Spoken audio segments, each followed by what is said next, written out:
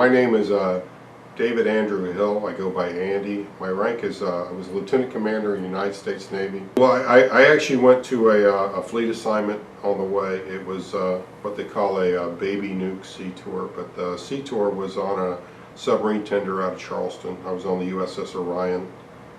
Interesting enough, the Orion was commissioned on the same day that I was born, but in 1943. So the ship that I was on was at least 15 years older than I was, and it looked it. You know, when I got there, it looked it. But it had a lot of interesting shops, and they were basically tendered for some fast attack submarines in Charleston that were doing a lot of interesting missions. They were basically putting nuclear-powered submarines underneath the polar ice caps. They were basically doing a lot of missions that, you know, essentially nobody was talking about at the time. You know, later you find out what they were doing, and it was really kind of some amazing stuff.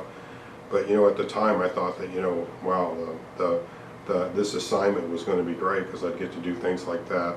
But you know, at the same time I looked at, you know, how small those fast attack submarines were, and they're even smaller when you're inside, and they're even smaller when you're inside in the bunk. And I started thinking, well, maybe I could be a better surface nuke than a submariner. So I was starting to formulate some ideas in my head that maybe I wouldn't want to go submarines, but maybe I could still do the job on a carrier. And then I went to my advanced training program. It was in Orlando again. I went back to that same school that I'd seen earlier. When I got to Orlando, it was kind of a little bit of a culture shock. I don't know what I was thinking, but I was thinking that, you know, somehow I was going to be given a lot of opportunity to learn math and physics, and essentially they expected me to know it cold already. So I had a lot of catching up to do. The Tennessee school systems were good per se, but they weren't very good at teaching you math and physics. So what I didn't know, I had to learn very quickly.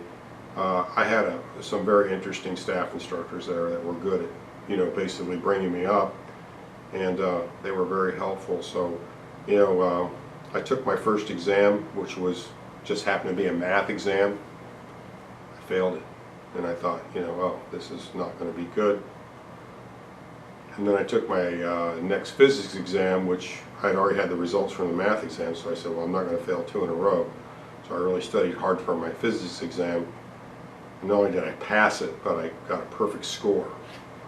So I got presented with an instructor who was asking me at my exam failure interview, because that's what they do at nuclear power school. He says, you fail my exam and you make a perfect score on the other guy's exam, what are you trying to do, make me look bad?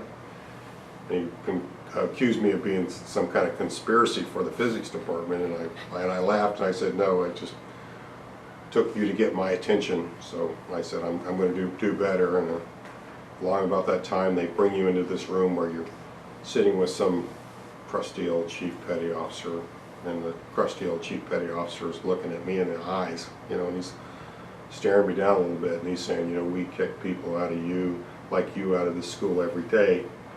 And it got my attention. So I never really had the opportunity to fail another exam, because I had never let myself ever be that complacent again. I can probably say that I'm proud to say I never failed another exam in the entire nuclear power program after that. But of course, you know, there's other failures along the way, but not on the exams. But I think I learned a lesson. I actually went to a land-based prototype that's in upstate New York, and the land-based prototype in upstate New York is actually for the destroyer prototype. It's for the USS Bainbridge, and they took essentially a section of the hull from the USS Bainbridge, and they put it in on the floor of a very large concrete building, and they surrounded it with a big dome. So when you first show up at the prototype site in upstate New York, it looks like you're going to someplace like Epcot Center, because there's this big dome. As you get closer and closer, you realize it's not Epcot Center at all. It's a land-based reactor prototype.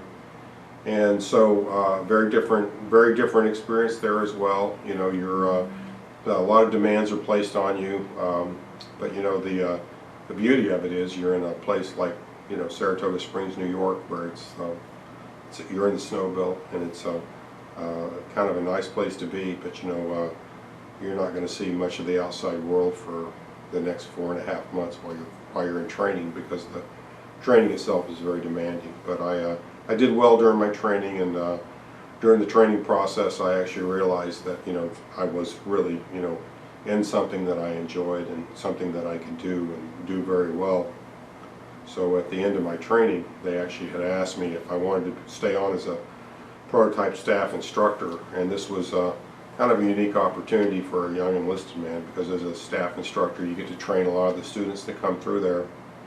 So I said yes, and they said, okay, well, you're in. And this was along about, you know, August. It was a nice summer months. You know, the horse races are going on in Saratoga. It's a very festive atmosphere. You know, I get a little bit of leave. You know, I get to basically enjoy some of the things that I've been deprived of for a few months, and I'm really beginning to understand that, you know, I've gotten some rewards, but, you know, at the same time you realize you have a lot of responsibilities. So it didn't take long for those responsibilities to set in, and realize that I was in a very important job for the United States Navy, and I was training a lot of people that I needed to influence, just like I'd been influenced myself. So I took the job very seriously, and I did very well. I was basically as a prototype staff instructor for 2 years, and then after the 2 years I knew I was up for orders. They had offered me a laboratory technician school, which would have been good training, and again, without, you know, just to talk that down, good training, but it was not something that I felt like I would enjoy as an operator. So I wanted to stay as a mechanical operator, so they sent me to the fleet on the USS Nimitz.